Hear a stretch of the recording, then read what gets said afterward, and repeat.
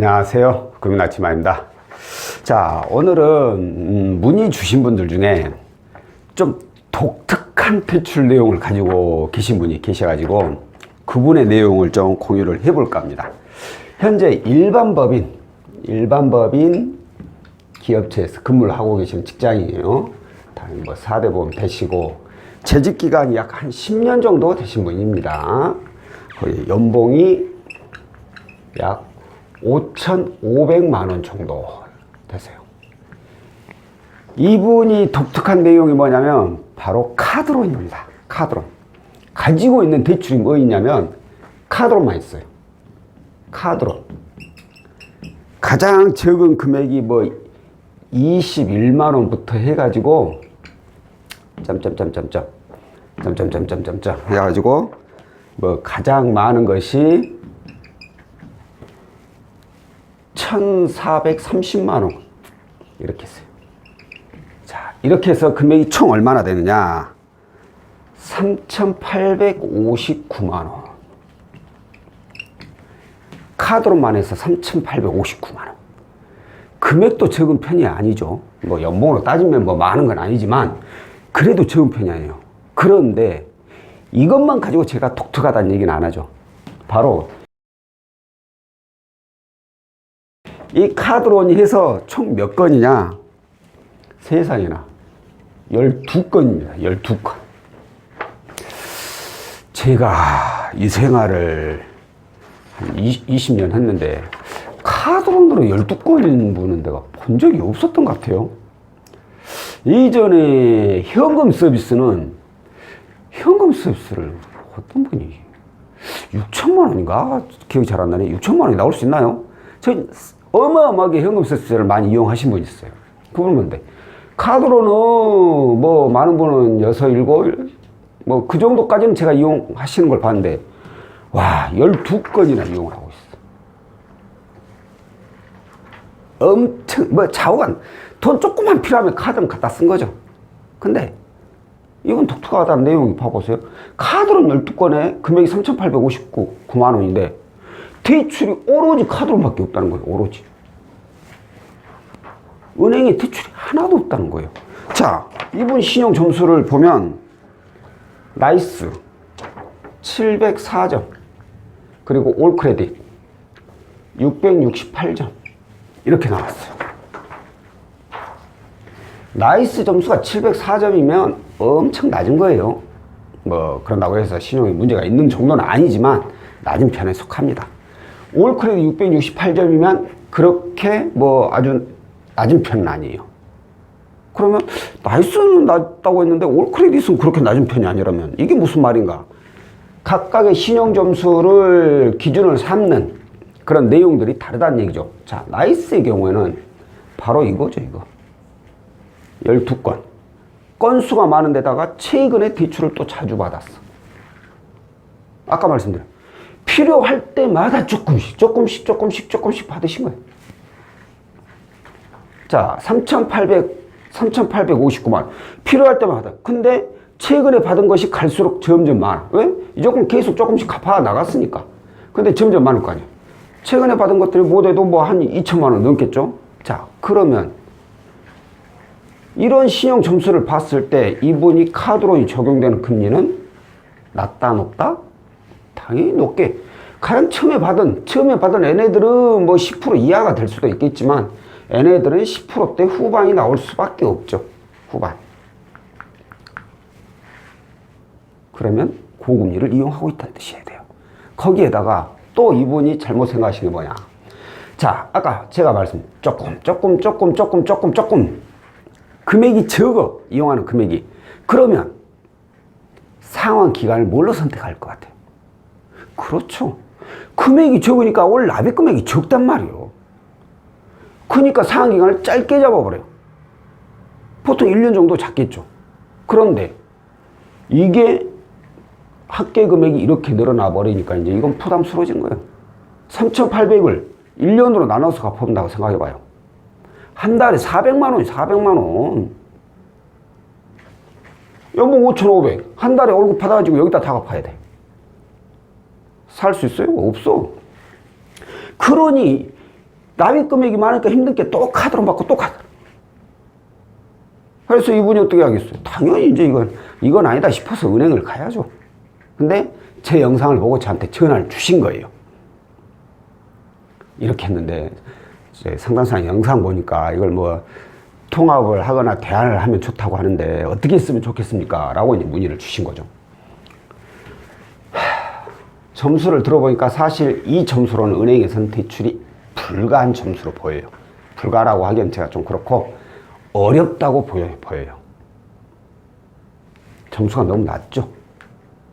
근데 연봉이 또 5,500이야. 이 얘기는 뭐냐? 연봉이 4,500 이상 돼버리면 정부전자금을 또 이용을 못 하거든요. 그러면 이분이 은행에서 대출을 이용할 수 있는 확률은 엄청 낮아. 그래도 사람 일은 모르니까 일단 고객님 주거래 은행이나 주변에 가까운 은행, 회사 주거래 은행, 고객님 주거래 은행, 회사 주거래 은행, 뭐 주변에 가까운 은행이 있으면 일단 한번 찔러보세요. 사실 제가 봤을 때는 가능성은 좀 낮습니다. 그런데 만약에 가능하면 땡큐니까 뭐 불가능하다면 당연한 것이고 불가능하다면 다시 연락 주세요. 제가 다른 방법을 또 취해 볼 테니까 일단은 찔러라 보세요. 전화 끊고 뭐 2시간도 안 지났을 거 2시간이나 지났나? 연락이 왔어. 2군데다가 신청했는데 다 부결났다고 문의를 했는데 역시나 예상대로 이렇게 대출 건수가 많아버리니 12건 거기다 이렇게 신용 점수가 낮으니까 은행에서 나올 리가 없죠. 왜 헌일시키냐 시키냐 그럴 수 있는데 사람 일은 모른다 했잖아요. 그래가지고 되면은 좋은 거니까. 자, 그러면 다음은 뭘 해야 돼요? 다음 내용은 이런 경우는 제가 통합을 하시라고 말씀을 드렸어요. 통합을 같은 뭐 채무통합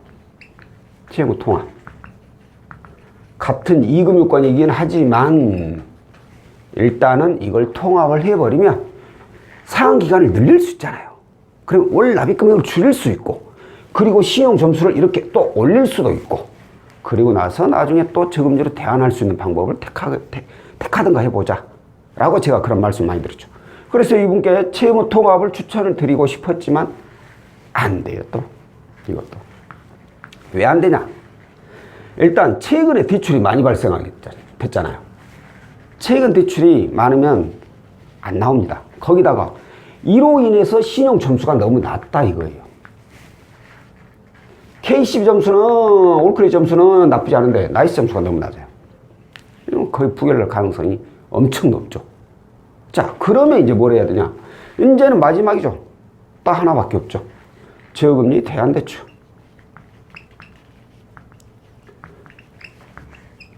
즉 이것은 통대안이죠. 통대안. 어차피 다행스러운 것 중에 하나는 한 번도 연체하신 적이 없다라는 거예요.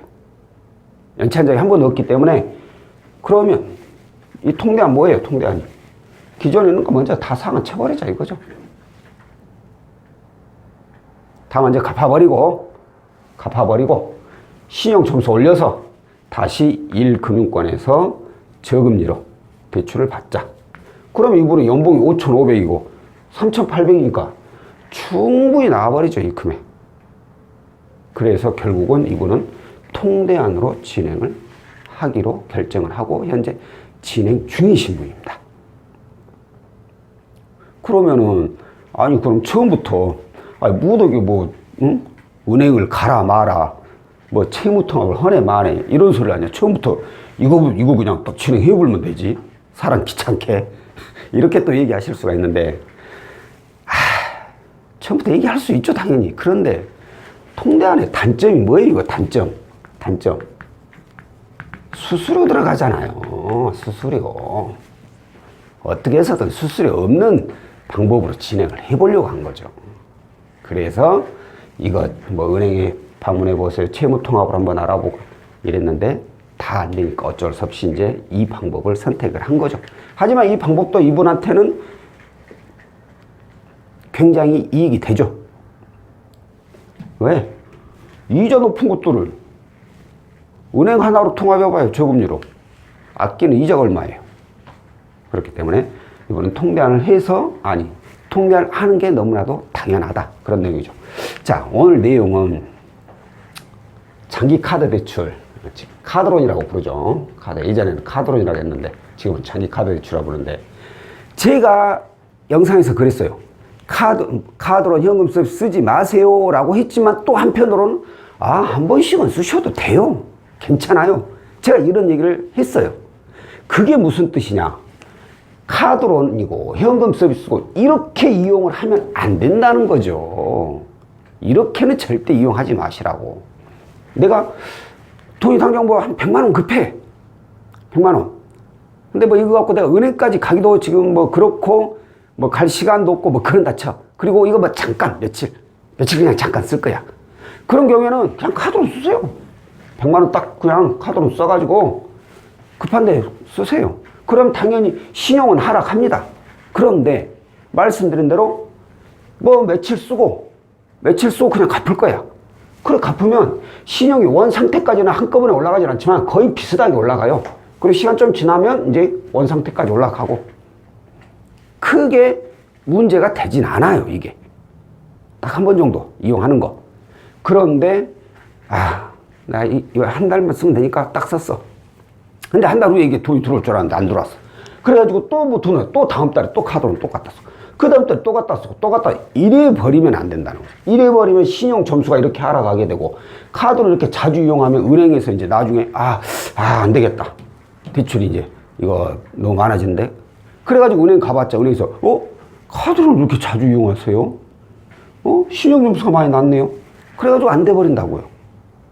자주 이용할 거면 하지 말고, 내가 정말 급하고 이번 한 번만 이용하고 뭐 난 특별히 앞으로 뭐 3, 4개월, 3, 4개월은 좀 짧고 뭐 5, 6개월? 1년에 한두 번 이용할까 말까다. 이런다면 저는 뭐 급한 거, 소액이고 그런다면 쓰셔도 된다고 저는 그렇게 얘기를 드려요.